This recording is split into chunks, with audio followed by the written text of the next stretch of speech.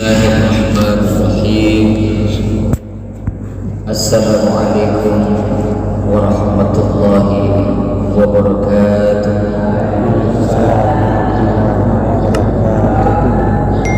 Alhamdulillahilladzi bi ni'matihi tatimmus shalihat wa bi fadlihi tatanazzalul khair wal barakat wa bi taufiqihi tatahaqqaqul maqasid wal ghayat. Allahumma salli wa sallim wa barik ala sayyidina Muhammad wa ala alihi wa sahbihi ajma'in. Bersyukur kita atas nikmat yang Allah berikan kepada kita sampai hari ini. Ternyata Allah Subhanahu wa taala masih berikan kita nikmat hidup, sehat dan istiqomah dalam agama Allah. Salawat dan salam kepada Nabi Muhammad sallallahu alaihi wasallam, seorang nabi dan rasul yang amat sangat dimuliakan dan dicintai oleh Allah. Mudah-mudahan kita semua telah dapat syafaat dari Rasulullah. Amin ya rabbal alamin. Baik, kesempatan kali ini mengingat lebih kurang tinggal satu pekan, tinggal satu minggu, lebih fenomenal kita sebut, kita akan masuk ke dalam bulan suci Ramadan.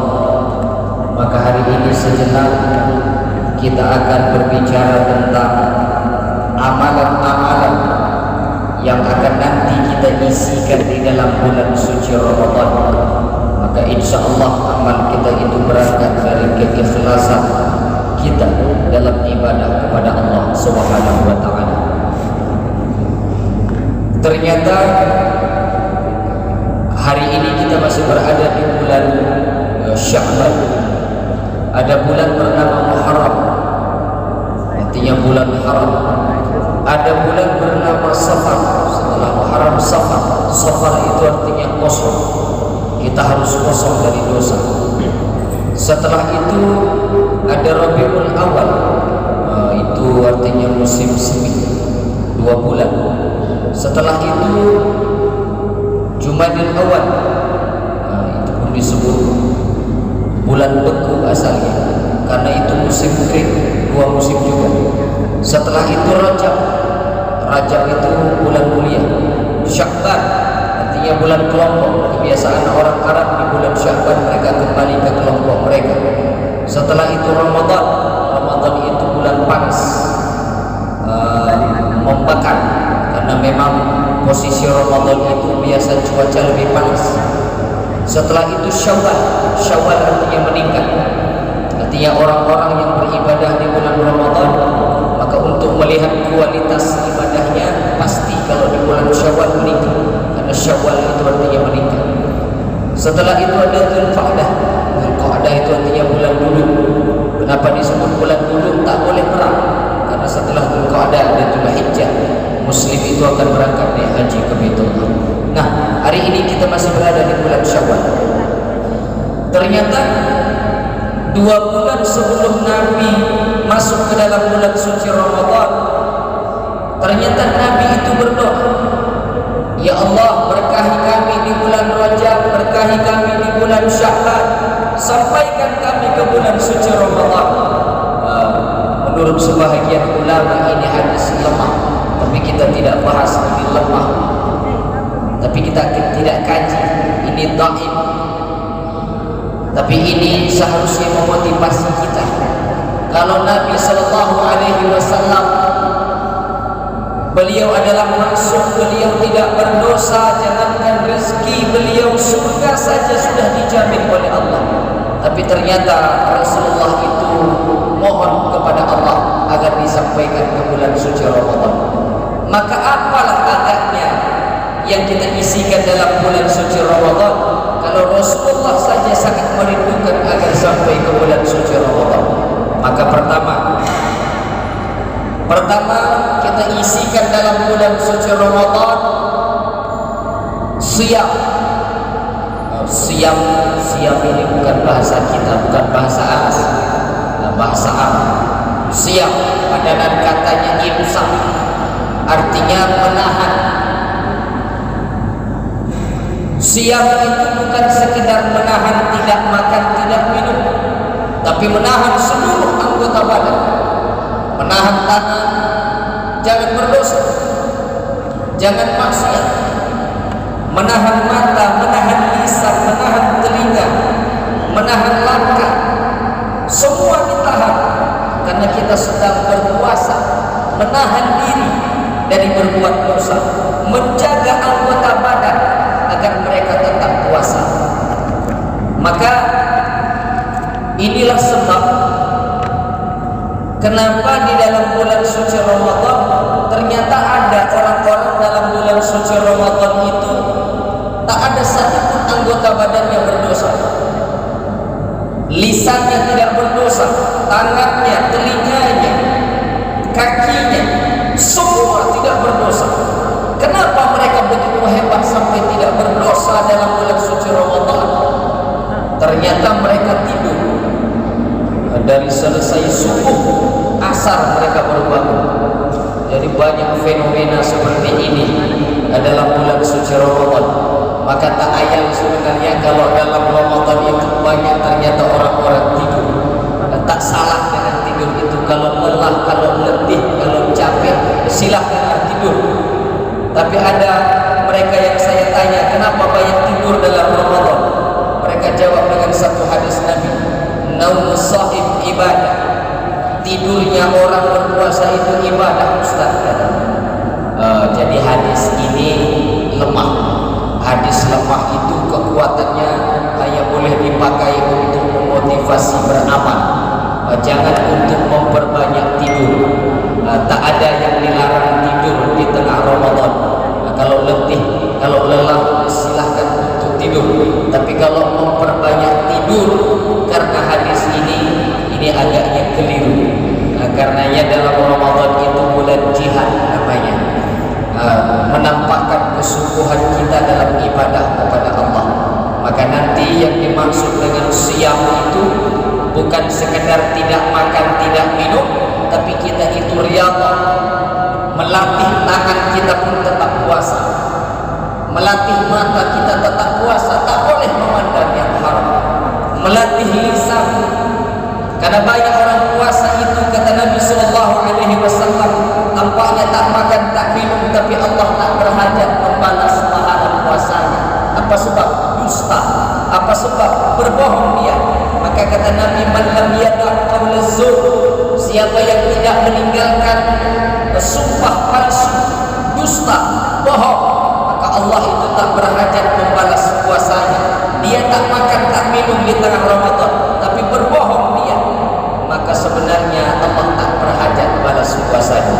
Maka yang dimaksud dengan siam itu, puasa itu bukan tidak sekedar makan dan minum, tapi puasakan anggota badan dari berdosa kepada Allah, dari maksiat, habis harus kita jaga. Ini yang kita isikan dalam bulan suci Ramadan. Yang kedua, kalau siangnya siam, malamnya qiyam. Qiyam itu bahagiannya tarawih, lebih fenomenal kita sebut tarawih. Untuk apa tarawih? Itulah hebatnya Ramadan.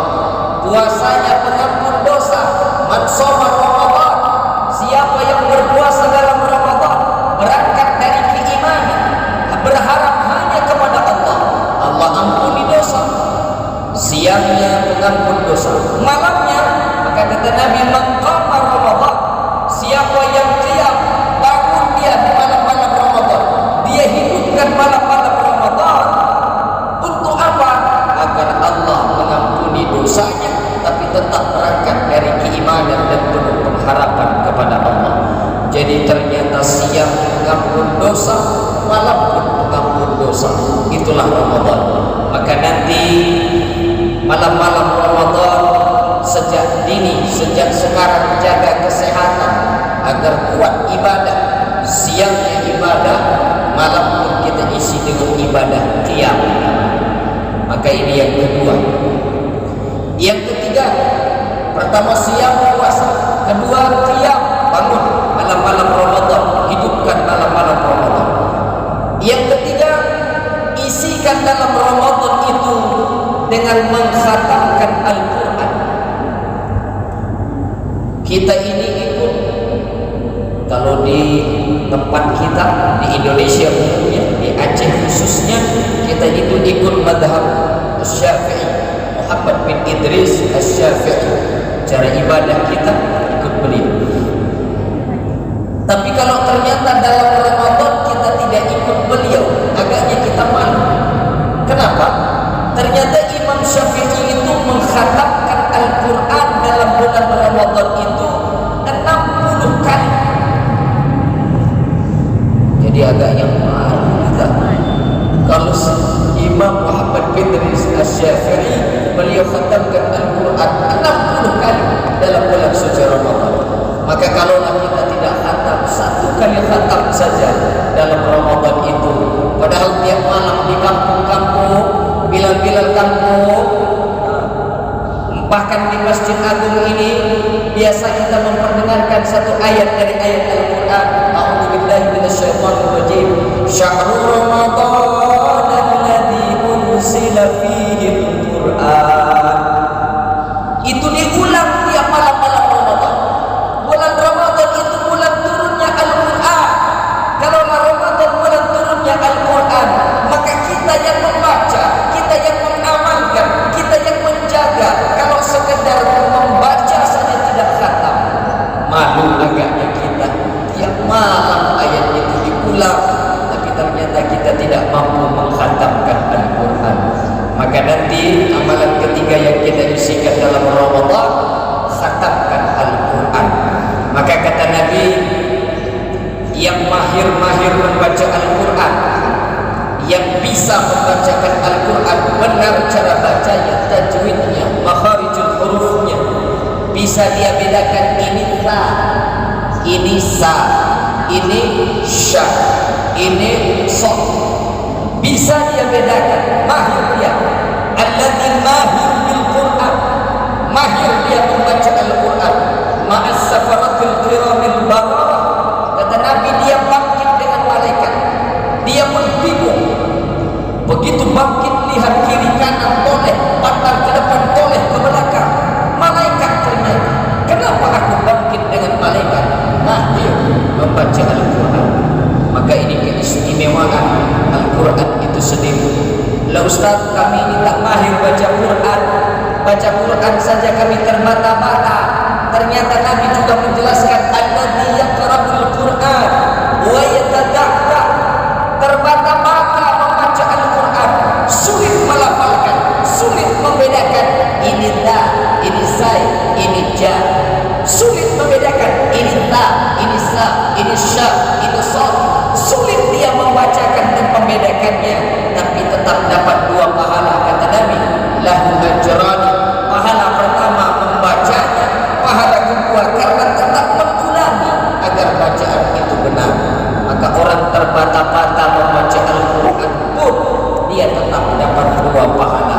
Maka intinya kata Nabi, kalaulah kita sering membaca Al-Quran, mengamalkan Al-Quran, apalagi sampai menjaga, menghafalkan Al-Quran dalam diri kita, maka kata Nabi, ya'ti yaumal qiyamah syafi'an li ashabi.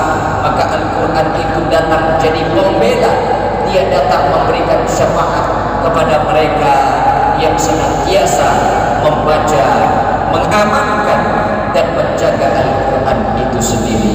Maka kalau ternyata di rumah tak ada lagi Al-Quran, selesai acara kita ini singgah sejenak ke toko buku, belikan Al-Quran.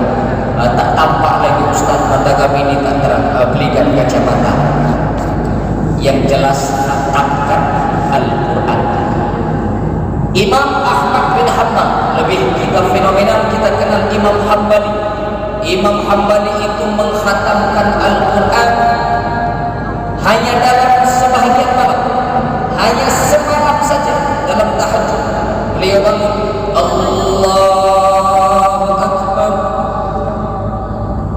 Beliau sholat tahajud, mengkhatamkan Al-Quran dalam tahajud. Agaknya kita malu kalaulah kita tidak mengkhatamkan Al-Quran. Maka yang ketiga, isikan dengan mengkhatamkan Al-Quran.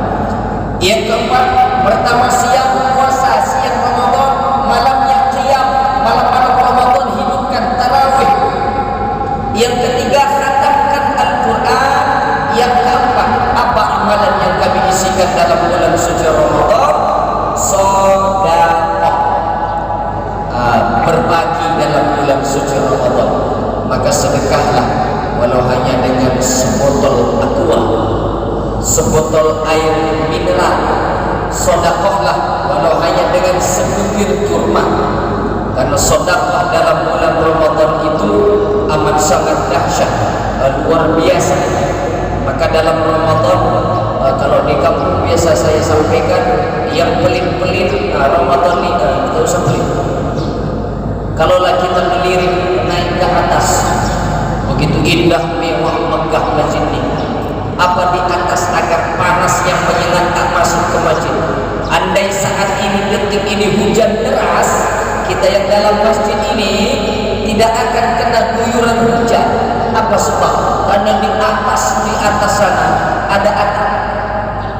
Maka atap itulah seperti posisi sedekah nanti di mahsyar. Kita akan digiring kepada mahsyar. Matahari dekat nanti di atas kepala manusia di padang mahsyar itu. Maka apa yang menjadi penghalang antara kepala manusia dengan matahari saat itu? Maka Nabi jelaskan, kullu mri'in tahta zilli shadaqati. Manusia itu bernaung di bawah sedekahnya masing-masing. Maka penghalang antara matahari yang panas dengan kepala manusia nanti di mahsyar itu tergantung kepada kuantitas dan kualitas sedekah kita. Maka khusus dalam bulan Ramadan, berbagilah. Ada ikan yang mau dibagi, bagilah. Ada sayur-sayuran, bagilah. Ada kue, bagilah. Ada bukaan puasa, Ustaz, boleh. Karena siapa yang berbagi, bersedekah dalam Ramadan, yang dia bagikan itu kepada orang yang berpuasa, maka pahalanya sama dengan pahala orang yang berpuasa tanpa mengurangi orang yang kita beri. Maka Ramadan itu luar biasa. Maka siap-siaplah untuk sedekahlah walau hanya hal kecil. Maka yang jelas, yang keempat, isikan dengan sedekah. Yang terakhir, yang kelima, mudah diingat. Pertama, isikan siap, kuatkan fisik, jaga kesehatan sejak dini. Malamnya qiyam, bangun. 3, khatamkan Al-Quran dalam Ramadan. Yang keempat, perbanyak sedekah. Yang kelima ini amalan alternatif. Ada orang tak sanggup lagi puasa, sakit, tak sanggup puasa. Ada orang yang tak sanggup qiyamul lail, tak sanggup dia salat tarawih karena penyakit. Asam urat, banyak asamnya sekarang, sampai lambung pun asam. Akibat sakit tak sanggup lama, dingin lantai masjid itu, Ustaz, tak sanggup lagi lama, bergetar untuk kami. Ada orang yang tak sanggup puasa karena sakit. Ada orang yang tak sanggup lama berdiri tarawih.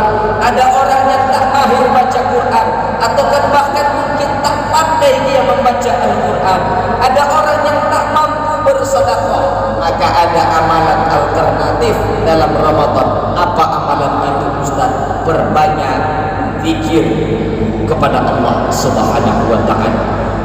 Oh, zikir ini kan banyak, Ustaz. Ya boleh, apa yang kita hafal, apa yang lebih mudah. Tapi kata Nabi, ingat, ada 2 kalimat kata Nabi. 2 kalimat ini mudah diucapkan lisan, ringan sekali mengucapkannya, tapi berat timbangannya nanti di hari akhir. Apa tasbih itu, Ustaz? Subhanallah wa bihamdihi, subhanallahil azim, subhanallah wa bihamdihi, subhanallahil azim. Tak hafal kami, Ustaz, yang lain kami hafal. Hasbunallah wa ni'mal wakil, ni'mal maula wa ni'mal nasir. Boleh, Ustaz? Silahkan.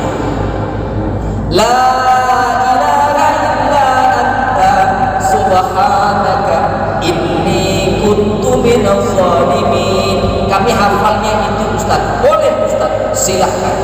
Hasbiyallahu la ilaha illahu alaihi tawakkaltu wa huwa rabbul arsyil azim. Kami hafalnya itu Ustaz, silahkan. Jadi banyak tasbih, banyak zikir. Subhanallah, alhamdulillah, Allahu akbar. Boleh Ustaz, silahkan. Maka ini amalan alternatif. Dia boleh sedang duduk, dia boleh sedang berdiri, boleh sedang berjalan, boleh sedang bersantai berbaring. Maka perbanyak zikir, mengingat Allah agar hati lebih tenang, hidup lebih tentram, hati lebih berdamai. Maka 5 amalan ini yang kita isikan dalam bulan suci Ramadan. Pertama, siap puasa, menahan, tidak sekedar menahan makan minum, tapi seluruh anggota badan itu harus dijaga. Jangan sempat maksiat, berdosa kepada Allah. Yang kedua, malamnya isikan dengan qiyam, hidupkan malam-malam Ramadan. Yang ketiga, khatamkan Al-Quran. Yang keempat, sedekah. Yang terakhir nanti isikan dengan memperbanyak zikir, tasbih kepada Allah Subhanahu wa taala. Maka mudah-mudahan kita diberikan kesehatan, kita diberikan keimanan yang kuat, hingga nanti ibadah kita dalam Ramadan itu maksimal. Nanti di bulan Syawal, ujung Ramadan, kita akan diampuni oleh Allah Subhanahu wa taala. Amin ya rabbal. Saya akhiri, assalamualaikum warahmatullahi wabarakatuh.